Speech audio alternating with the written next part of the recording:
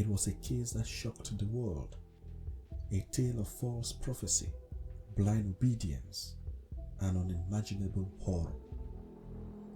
In the hills of southwestern Uganda, hundreds of men, women, and children perished in a blaze so intense that it split skulls and reduced a wooden church to ash. The mastermind, a woman who claimed to speak to the Virgin Mary and who orchestrated one of the most horrific cult killings in modern history. The flames that consumed her followers were just the final act in a decade-long deception.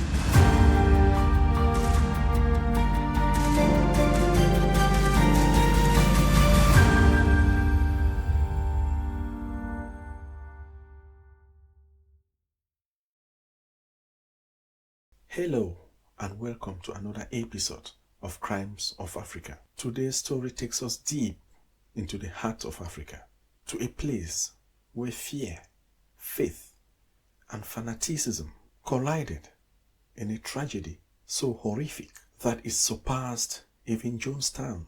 This is the story of the movement for the restoration of the Ten Commandments of God and the tragedy that befell it. Kanungu is a peaceful town tucked away in Uganda's lush green countrysides, a place known for banana plantations, dusty roads, and a simple way of life. But in the year 2000, the world's eyes turned towards this remote village, not for its beauty, but for a crime that revealed the darkest extremes of human manipulation. Born in 1952 to a wealthy Ugandan family, Credonia Mwerinde grew up in a deeply religious home, heavily influenced by Catholicism. But beneath the quiet religiousness, a darker nature stirred. From an early age, her behavior was troubling. Locals would later recall one haunting story. When a lover rejected her, she set fire to his house in retaliation. That act, long dismissed as youthful rage, would become an early indication into a dangerous mindset. In the 1980s, Uganda was suffering from civil war and economic collapse. Amidst the chaos, Mwerinde, once a bar owner in the town of Kanungu, was watching, waiting, and planning. As her business crumbled, she re-emerged with a chilling new identity, claiming to receive messages from the Virgin Mary. She declared a divine mission to restore the Ten Commandments of God before the end of the world. By 1989, Mwerinde had fully embraced her transformation. She claimed her visions had occurred in a cave outside Kanungu. Rebranding herself as a religious seer, she shed her former life and converted to Catholicism. Beautiful, serene, and devout on the surface, Mwerinde quickly attracted followers. She was persuasive, intense, and deeply committed to her newfound role. She enlisted Joseph Kibwetere, a former Catholic school headmaster, to lend credibility to her movement. Kibwetere, obsessed with Marian apparitions, believed he was chosen to fulfill a holy prophecy. Together, they founded the movement for the restoration of the Ten Commandments of God. The group flourished. People from across Uganda sold their homes and donated everything to the cause, convinced that Judgment Day was near. Under Mwerinde's rule, the cult developed a rigid, oppressive lifestyle. The members were forbidden from speaking unless granted permission. They surrendered all possessions. Their days began at 3 a.m. with hours of silent prayer followed by labor and fasting. Children were punished for seeking food. Followers bathed with laundry soap. Direct communication with court leadership was forbidden. Even glancing at a superior without consent was considered an act of rebellion.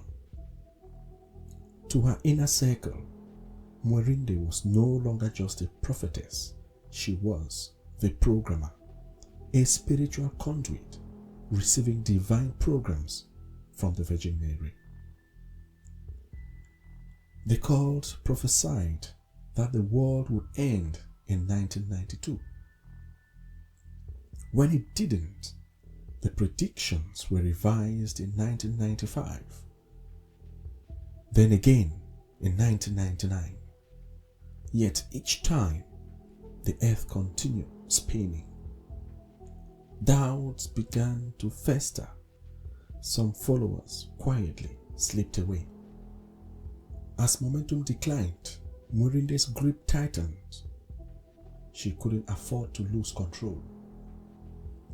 And when Joseph Kibwetere mysteriously disappeared in the late 1999, rumored to have died from illness, Mwerinde gained absolute power.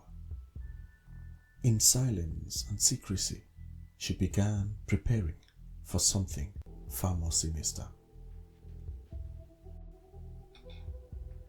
Early in 2000, people began disappearing from remote cult compounds across Uganda.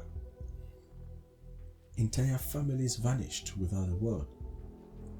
Vehicles came and went in the night.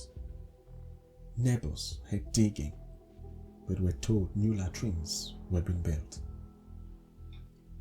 Then a foul stench led police to a latrine pit near Mwirinde's compound. Inside were dissolved bodies of 6 men, the likely executioners, poisoned, beaten, and dumped in acid. Police began to realize something horrific. Those missing cult members hadn't left. They had been murdered.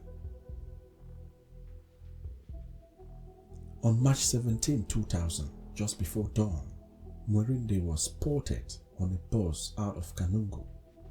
She walked the passageway, calm and methodical, studying each passenger's face. Authorities believe she was checking to ensure none of her followers were attempting to escape. Then she wished them safe travels and returned to her compound. By then, nearly 600 followers had gathered inside the cult's temporary church called the Ark. They had spent the night in prayer. They had shaved their heads, bathed, burnt all their possessions. They wore matching ceremonial robes. Lining the inside of the church walls were dozens of massive jerrycans filled with gasoline. The doors and the windows were nailed shut.